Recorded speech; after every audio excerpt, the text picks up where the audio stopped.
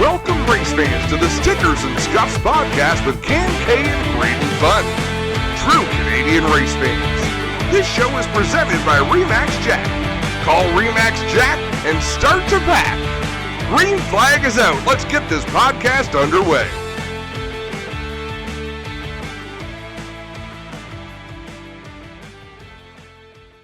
Well, you know what, Graydon? The housing market is still on fire. It is hot, hot, hot, hot, hot.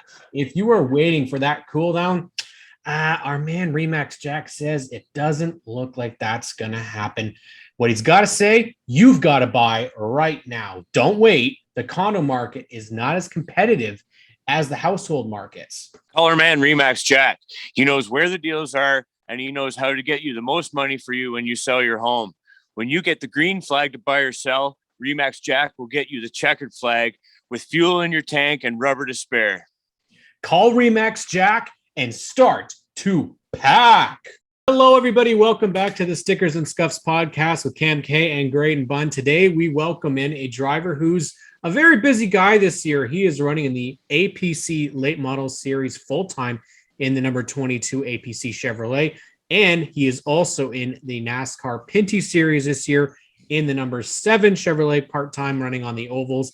And he was a dominant force in the first two races of the season at Sunset Speedway. He ended a little weird for him, but we want to welcome in Pete Shepard III to the podcast. Pete, thank you so much for joining us. Hey, no problem. Thanks for having me.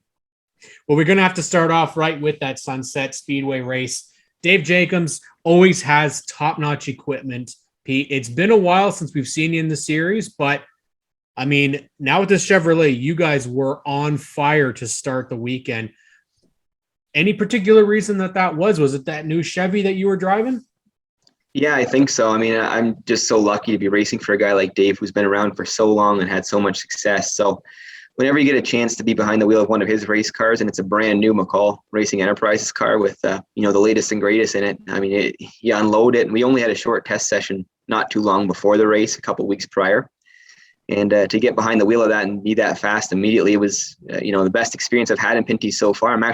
I'm sad that I feel like I let everybody down because that car was so fast and so capable of winning. But, we got a few more chances, and hopefully we could do a little better the next time. Well, I don't know about doing better. I mean, it kind of circumstances led to the finishes, right? But what can you say about the field for this season? Graydon and I, we talked about it many a times when we did our post race from Sunset, but it seemed like the field was exceptionally stout this year. Not a lot of cars like laps behind. Everybody was pretty close within it. You've got a lot of experience at Sunset Speedway. So as soon as you got in there, were you expecting the pole position? No, it's kind of funny. Like in practice, I wasn't sure how we were on the boards. I didn't know. I didn't think we were that good. Sunset's a funny track when you're in practice. You'll see certain sessions guys will get away from you. Some sessions you'll catch them really quick, and you really don't know where you are. So the way the car felt, I'm so used to running late models the past couple of years that I thought we were maybe missing something, but they're just a heavier car with more horsepower. So I really didn't know how we shaped up. I didn't see the board going into qualifying. I figured we were somewhere maybe in the top 6. And even after qualifying, I didn't have the radio communication I needed. So I didn't even know we were in the pole until they told me to come in first. But, you never be surprised in that when you were, like I said, behind a Jacobs racing car, the APC sponsored Mike McCall chassis, it's, you always have a chance. And so I wasn't overly surprised, but at the same time, I was definitely humbled and happy to be on the pole. Pete, your family name has deep roots in racing. As you said, being aligned with the likes of Jacobs Racing. Talk about your family roots in racing a little bit, if you will. Yeah, I had no choice. I was basically going to be a racer from day one, right? So I wish I had the photo album with me, but I mean, there's my mom went into labor. I think my dad was racing at Sawville Speedway. It wasn't official labor, she says. It was some kind of contraption. So I was born the week after. But literally, my dad won the week after, and there's a big sign behind it that says it's a boy. So, I mean, I've been going to racetracks before I knew any better, before I knew it was something special and something privileged to do, right? So I remember even watching my dad in the grandstands, just winning a lot of races. Almost every race is almost clockwork going down there because you just expect him to win all the time, right? He did such a good era in the early 90s at Flamborough Speedway. Mm-hmm. But picked up on a lot of stuff. And, my dad never really pressured me or never really overly told me what to do. He'd point me in the right direction, but he was really, really good about the driving side of things. Nice. Like I said, the history of racing we've had starts back in like 1961 with my grandfather, Bill Zardo, on the one side of the family. And I think my other grandfather started owning cars around the same time. So we've been around the who's who, kind of know everybody. Had, pleasure meeting everyone. So really proud of our racing history. Wow. It's just like as deep of roots in Ontario racing, the Zardo, the Shepherd side. That's amazing, man. Yeah. So who Pete right now in your family races along with you? So sorry, the question was who else races? Who else races in the family? Okay, so as active racers right now, it's myself, my cousin Lane Zardo, who actually was fastest on the board in Trayton Laps, which is car. Well, he was at GP3R, Trois Rivières, sorry. Yeah. And then Billy, his brother, also races. That's the active roster, I guess, if you will. So I've raced. My sister has raced. My father, my mother, my uncle. I guess kind of both grandfathers. One raced one time. Grandpa Zardo, obviously, I think he's a future Hall of Famer in Canada.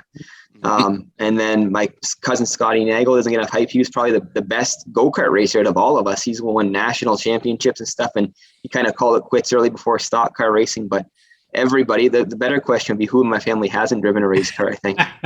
Wow. Well, yeah. One of the things that's really cool about that is you learn something new all the time. Up until last week, I had no idea the Zardos and the Shepherds were a thing. So again, you always get to learn a little bit more about the history in it. One of the things that you did, Pete, when I first started watching CASCAR was that you were also just joining the series. You and JR were battling for Rookie of the Year. I know it's a while back that both of you guys were battling. We're battling. I was rocking those too. Not to bring back great memories, right, Greg? Yeah, the blonde hair. Yeah. Earnhardt Jr. did it, so it was cool. Yeah, I was just going to say Junior Nation, baby. Woo! Yeah, you look back at it now and go, what were we thinking? But as a young kid, seeing the Atto 50 red Dodge out there with you in your rookie season, I've got to ask because, again, back then I was a kid of 10 years old. So obviously you don't ask drivers, you're just in awe of them. How did the deal come about? How did you find your way to CASCAR? Yeah, so at the time prior to CASCAR, I was running the All-Star Series, which is pretty much the APC series now. And we had a pretty successful season, I think, going on. We won a race. I was 13, just turned 14 maybe at the time. So it was, Tommy Walsh was just racing stuff. So I was surprising myself even. I think it was a home track win. Thankfully, we went to Flamborough and had a lot of laps at the time there. But I remember what happened there was we ended up kind of not exhausting resources so much, but we kind of accomplished a lot at a very early level. And we're always looking for the next step. And it was, Dave Whitlock, he had a car available for the Canada Day Shootout, which was back in 2004. And that was the season, if I'm not mistaken, I think it was the second season. So Sterling Marlin was running in that one and a few other big name guys, Johnny Benson, Ken Schrader, et cetera, right? So when we found out that deal was available, we had to, figure out a way to get some of our sponsors to come on board and get us in that car. And it worked out pretty well. I think we qualified like 10th or 12th. And it was back then CASCAR had, 30 driver fields. So it was really, really tough to run up there. And just had, I guess, an impressive enough showing that I could still handle the car. We weren't going laps down or anything like that. And we were holding our own. And just so happened that Atto was looking for a young guy at the time. And there was a fellow named, actually, Benny, we call him, Bill Benson, who kind of name dropped me, I guess, and said, if you want to start a race team, here's a young guy that you can kind of grow with into the sport. And my dad's always been really good at working on cars and was a McCall chassis. So you kind of got the whole, package with us. So it worked out really well. And we started having success in that. And that's how that kind of came about with Atto. Well, you progressed though so quickly because it seemed like you were just starting to get your feet wet in CASCAR. And then all of a sudden you get that opportunity to be a part of what was known as the Gong Show for so many years. Now you're going to have to correct me because I haven't been able to find footage, but was it not a TV reality type show as well that you participated in, Driver X?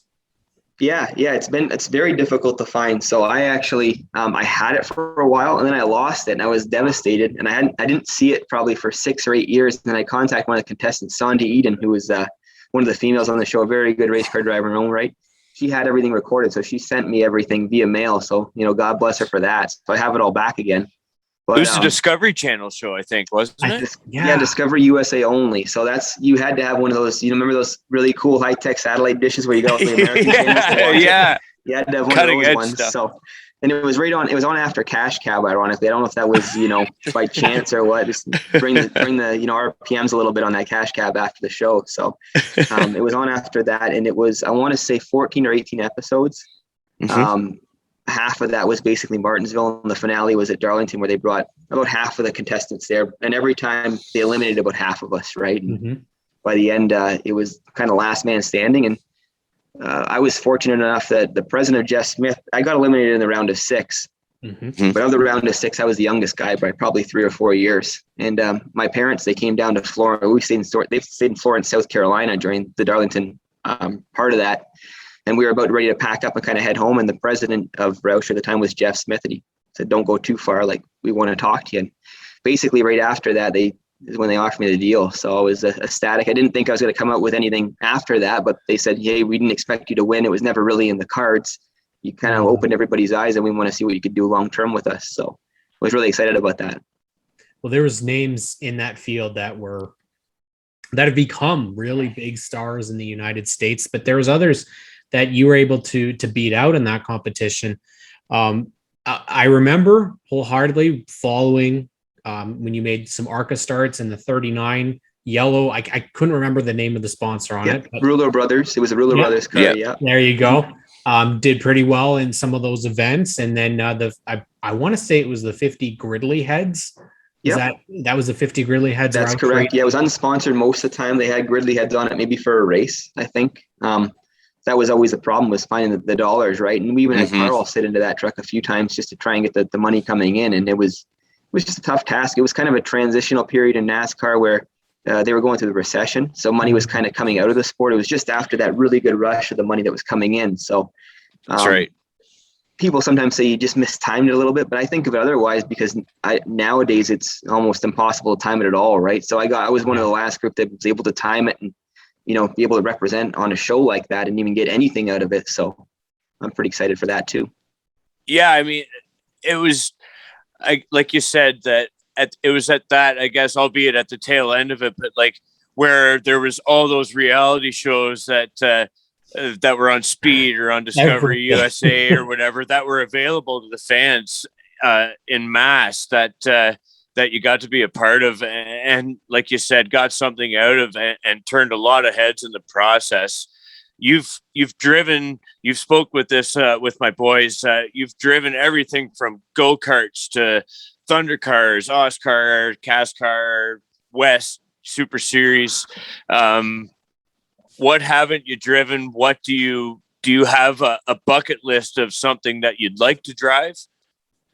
I was we have these discussions a little bit with my family. Now that I'm 35, you say, what have you missed driving, right? And it would always be a pleasure to get that one cup start just to say you did it, I think. You see guys like DJ Kennington, who I obviously look up to. I really like DJ Kennington as a person, as a driver. He's a true Hall of Famer, and he's done it right. And, early on in your career, you want to make sure that you're in the right opportunity if you're going to do that.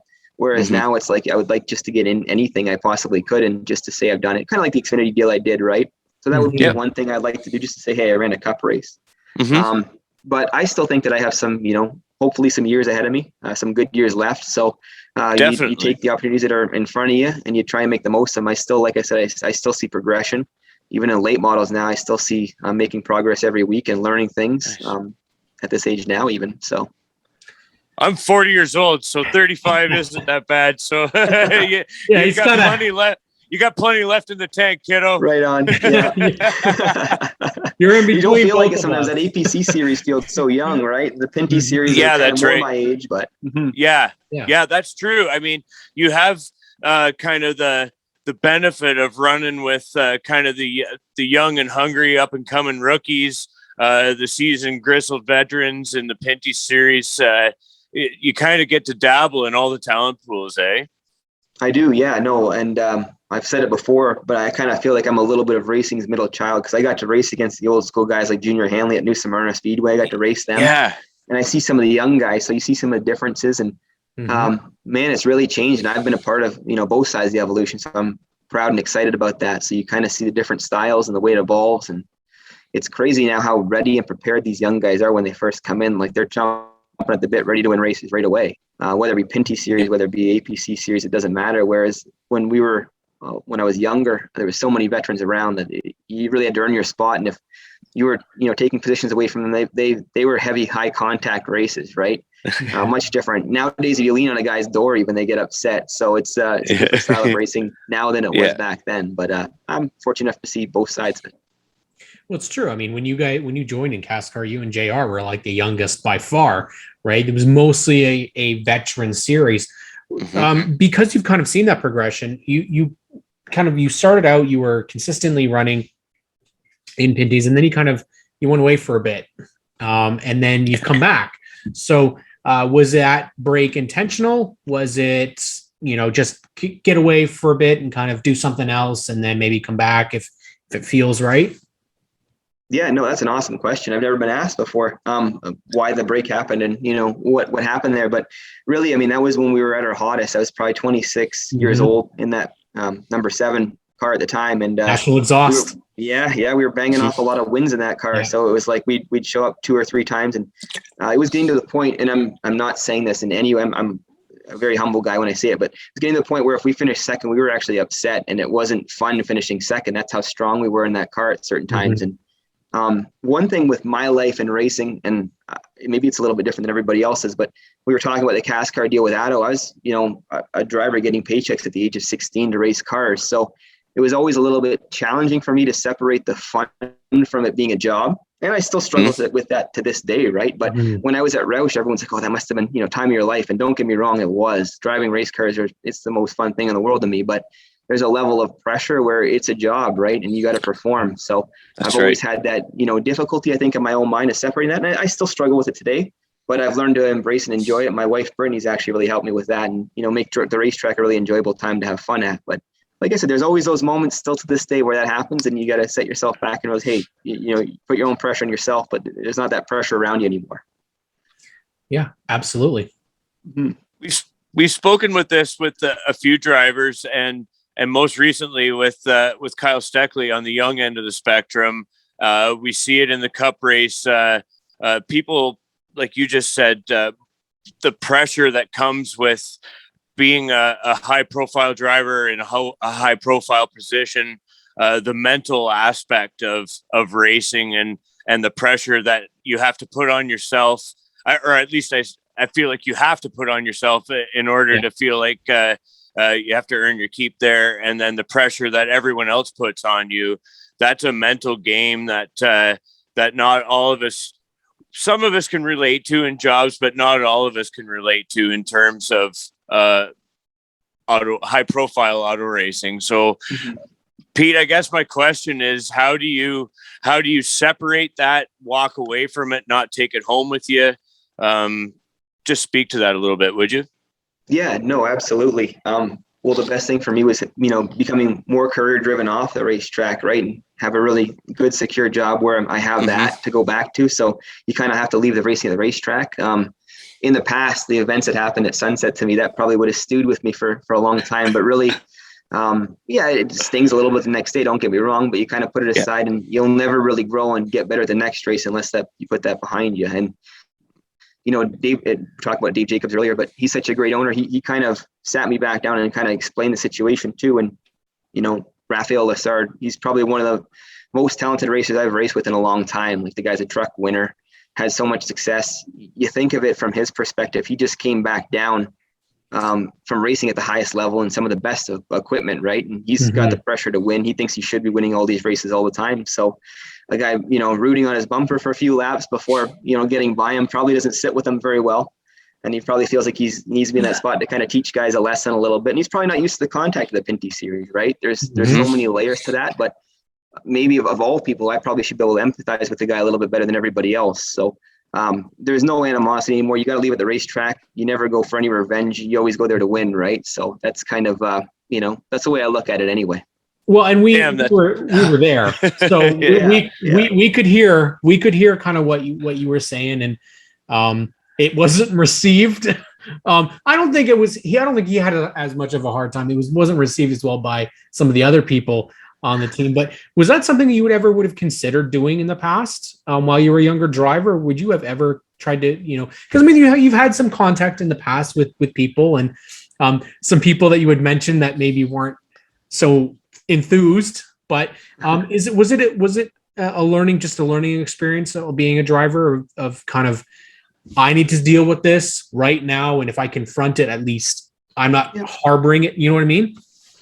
Yeah, I mean, with him being a part-time guy and myself being a part-time guy, you probably don't have many opportunities to bring it up, right? I don't like to bring it up in the heat of the moment, but that being said, I didn't have the guy's phone number either, so I wasn't going to be calling him. And, it was it was an emotional time, right? So I got a few words in for sure, and he told me why he did it too. And what, I don't respect the action of it. I mean, don't get me wrong. I don't want to be hypocritical. I've moved guys out of the way for wins several times, and sometimes you hit a guy and you don't mean to turn him around and he goes around, right? I don't know if that was the situation or not. I think he just didn't like the way he was being raced, and we're not used to racing with one another. And he gave me a couple good shots to make sure that he finished the job off for sure. But, like I said, it's not the end of the world. There's been races that I've won that I shouldn't have won. And there's races that, went the other way around. And this might've been the case this time, but how difficult it is on those Pinty series last lap restarts, when those restarts happen, especially to track like Sunset where you have two grooves, it's never in the bag. So it doesn't really matter. Anything can happen. Nuts. Yeah, absolutely. Yeah. And so, I mean, we know that if your car gets kind of damaged in those late race kind of shenanigans, that you can rely on APC to help you out if you need your auto parts, right? So give a little bit of a plug to the sponsor. That was awesome. Something that was very interesting, Pete, because when you announced that you were going to do the APC kind of the late model deal, I don't remember them ever mentioning that there was going to be a Pinty's component potentially. So obviously this has worked out very well for you. How did that deal come together with Jamie Cox and his organization? Because he was a driver, so he had to get out of the seat for you. Yeah, no, it actually happened during Christmas, not this past Christmas, the year before. That's when we first kind of initiated it. And I was just blessed. They approached me and they wanted to have a meeting, and it was kind of like a few different meetings we had to kind of put it all together and see where it was going to go. Jamie was at a point where he wanted to keep racing, but he wanted to race on a different level, obviously. So that door opened up, and thankfully I have a lot of friends over at McCall Racing and APC, and they thought that I'd be a good fit, whether it be the spokesman side, and they figured that I still had a few tricks up my sleeve left. So being in the car has been exceptional. It's a dream come true. I never really had this level of a steady sponsorship ever. Yeah, even going back to Roush or before that, we did the full season the first time, but the second season was kind of up in the air. So as you said in the past, the timing was always right on those. Where this time, it was a good fit. It's security. It's a great company behind you who really, really is passionate about the sport and couldn't ask for better supporters. So when the Pinty series came up, that was an even, just basically icing on the cake for me. Something that I felt I was really good and prepared for. And we got a few more chances left. Hopefully we could get a couple victories in both series. It'd be nice. One at a time though. Get one first. Well, you could do the double at Delaware. That'd be okay. That would be pretty cool. Yeah, that'd be special. APC's hometown. So all you gotta do is just hop into a super stock and do all three, right? There we go. I never even thought of that element. Yeah, the super stock and the Pinty series cars, they're kind of heavy that way together. Maybe I could have some success in that division too. Hey, why not, right? Yeah. Before we go, you've turned laps at Barrie Speedway, and I haven't really turned laps, but I had a birthday party there when I was 10 or 11, and they let you ride in the shotgun floor pan of a late model, and they'd rip you around the track and stuff like that. Can you kind of tell us about what it was like to race at that place? Because I have some great childhood memories of that place, and the actual first live race that my boys saw, we took them there in 2014, the year that it closed. So they got to see, they almost got to see an all-out brawl. There's a huge wreck, and I think it was just like the the bone stocks or whatever, and they wadded it all up, and there was like fist fights on the track. So we left, but love it. It was pretty nuts. But tell us about Barrie Speedway, Pete.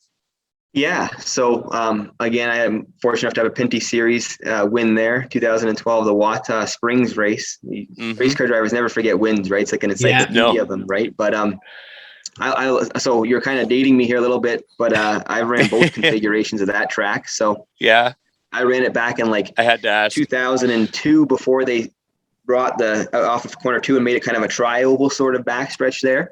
It was really tight back then. Like it was hard to set up passes. It was bump and grind, and you were making contact guaranteed. Yeah, you had to. Yeah, for sure. And then when they made that configuration change, which is I'm assuming is when you were on it, right? After the new configuration came out. Yep. Yeah, it gave you a little bit more speed off too. Actually, a really good sensation of speed getting into turn 3, I found there. It was challenging as well because the track invited you to really hug the bottom early, but you were so much better. And Johnny Gaunt kind of helped me with this a little bit. You were so much better if you let the car kind of hang out and floated to get that good angle off 4. Almost similar to what Sunset is now without the banking, right? You kind of really late turn exit to get a good straight drive off of turn 4. So don't get me wrong, it wasn't my expertise on the track that won me that. We were actually third on a restart with 2 to go. And as I was saying, with those crazy Pinty style restarts, I think JR was lined up and he got door banging with whoever was leading at the time. And he shot it into turn 3 and kind of just caught the right rear bumper. I think maybe it was Stephen Matthews, and it turned him sideways. And I was sitting third, taking the white flag, and it's kind of like a thank you very much moment. I took the white flag in the lead and came around, and thankfully I didn't get tagged from behind. I think Andrew Ranger finished second. So, but it made racing really interesting there. That little change made it kind of unique to itself and a pleasurable place to race. It was pretty fun. Definitely got some hearing damage from that grandstand with the cover. Very true. Yeah, it was a loud place. It was a loud place. Yeah. Mm-hmm. We have lots of gear in the race cars to get them off those corners. Well, we've both been long time Cascar and Pinty series fans, and to see you back on track just seems right. In this series, I haven't known a Cascar without Pete Shepard in it, so. But you did have some open space still on the car, so I assume opportunities are still available to be on Pete Shepard's number 7. Absolutely, yeah. No, thanks for that as well. The hood obviously has APC Canusa on it. We're very proud of that. We have Total Lubricants on board, who's on board obviously in our APC series car too. But you'll notice above that, the right rear quarter panels, there's lots of room for a nice big name even there, right? With lots of support, and we expect to have lots of TV coverage. We want to be up front. We're going to work hard to make sure that we are. So. Yeah, anybody's welcome there for sure. I mean, we what we want to do here on this podcast all the time is highlight drivers, not in just Pinty's, but also APC across Ontario and Canada. So definitely, if you've got a company out there that's interested, one of the things that Chantal Kalika told us is companies tend to stay away because they're afraid that it's going to be so crazy expensive. Well, just come and ask. Because I'll guarantee you that we had the opportunity to have our logos on Chantal and Larry Jackson's cars at Sunset Speedway. I think you gave a donut to one of them right by our logo. So it was actually perfect because it went right around it. But definitely, guys, reach out if you can find Pete Shepard on social media. Pete, how would they be able to do such? Yeah, absolutely. You could follow me on Instagram, Facebook. I'm on Twitter a little bit, probably not as much as some other guys, but reach out. You could always email me too as well, or I'm available, at the racetrack. I'll see you there. We have a few races before that starts out. So always, that's the beauty right now with COVID, being lifted, fans could come in the pits. You can come walk right up to us, and we're welcome to have conversations, whether it be about sponsorship or not. I love to talk to fans, and that's what we're here for.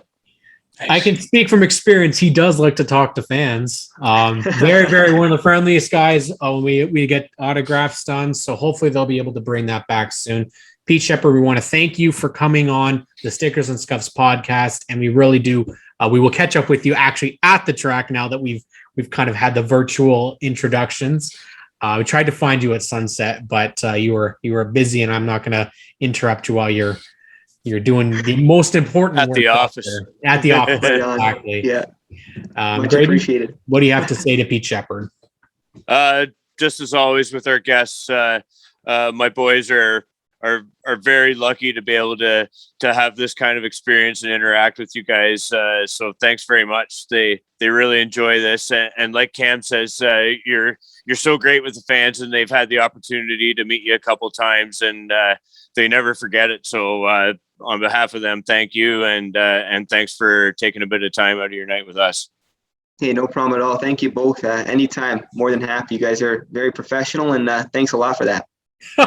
We're professional. Oh my God. That's probably the best compliment. We're legit. Pete Shepard says we're professional. Cut it off now before the wheels come off. Thank you all for tuning in to the Stickers and Scuffs podcast. We will see you all real soon.